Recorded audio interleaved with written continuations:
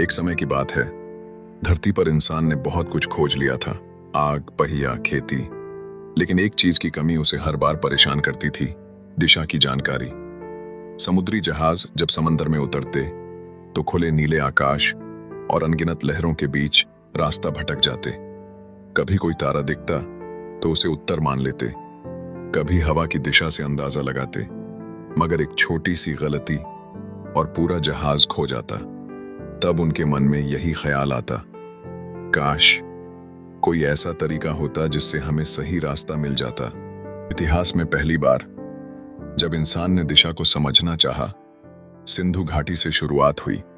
फिर आया एक रहस्यमयी पत्थर जो बिना कुछ कहे रास्ता दिखाने लगा। यही था कंपास का पहला कदम।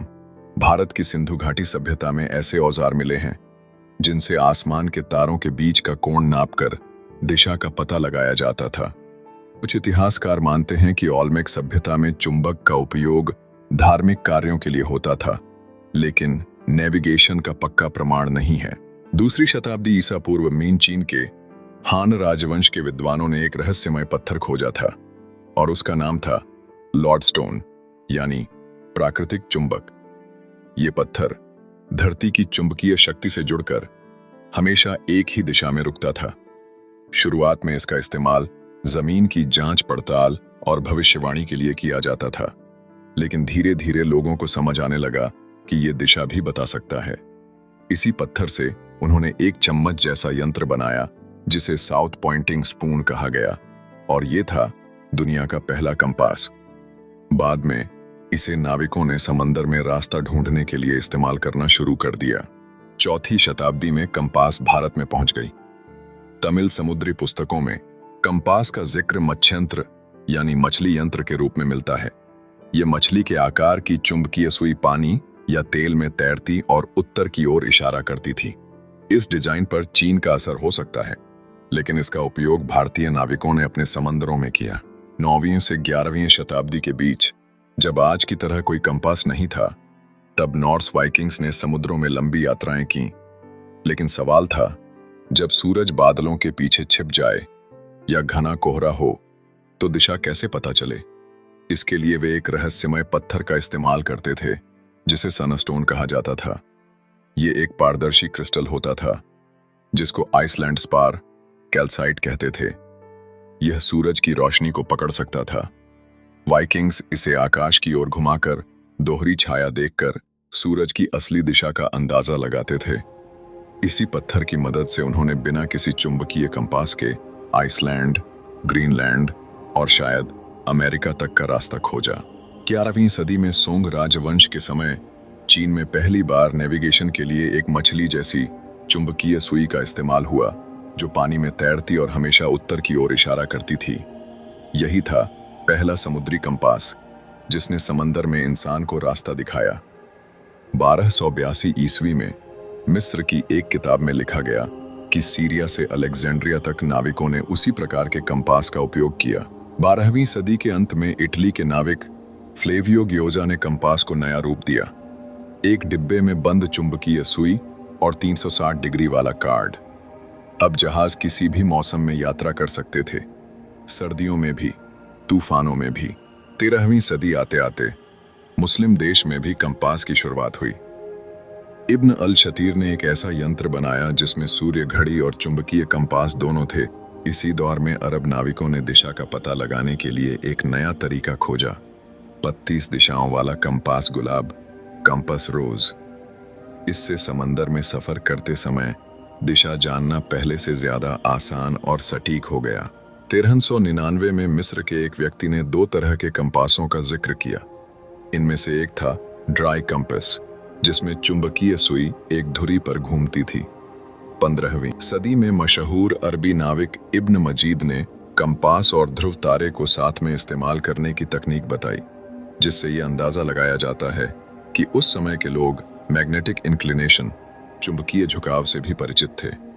उस समय के अरबी ग्रंथों में कंपास को तसा कहा जाता था, जिसका मतलब होता है कटोरा। इधर अफ्रीका में भी कंपास के इस्तेमाल के प्रमाण मिलते हैं। ऐसा माना जाता है कि चीन से सिल्क रोड और समुद्री व्यापार के रास्तों से कंपास पूर्वी अफ्रीका पहुंचा, खासकर सोमालिया और स्वाहिली शहरों तक। वहां के नाविकों और व्यापारियों ने शायद समुद्री दिशा निर्धारण के लिए इसका उपयोग किया। कंपास के कई प्रकार बने। एक होता है असर कंपास, जिसमें किसी चीज की दिशा मापी जाती है। एक और होता है सर्वे कंपास, जो नक्शे बनाने और जमीन के कोण नापने के काम आता है। 1928 में स्वीडन के बेरोजगार उपकरण निर्माता गुन्नार टिलैंडर, जिन्हें ओरिएंटियरिंग खेल में दिलचस्पी थी, उन्होंने एक नया कंपास डिजाइन किया। उन्होंने ट्रांसपेरेंट बेस प्लेट में कंपास, चुंबकीय सुई और दिशा चिन्हों को मिलाया, जिससे यूजर सीधे नक्शे पर दिशा देख सके। लिक्विड कंपास का विचार सबसे पहले 1690 में सर एडमंड हैली ने दिया था। उन्होंने चुंबकीय सुई को एक तरल में डुबाने की बात कही, ताकि वह झटकों और कंपन से सुरक्षित रहे और पढ़ने में आसानी हो।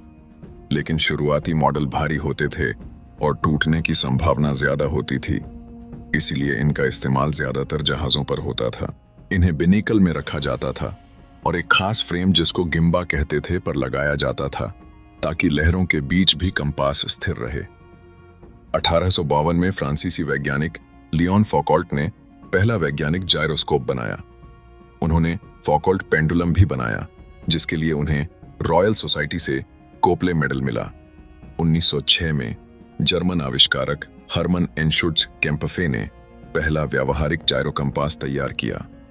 यह चुंबकीय कंपास से बेहतर था, क्योंकि यह धातु या चुंबकीय क्षेत्र से प्रभावित नहीं होता था।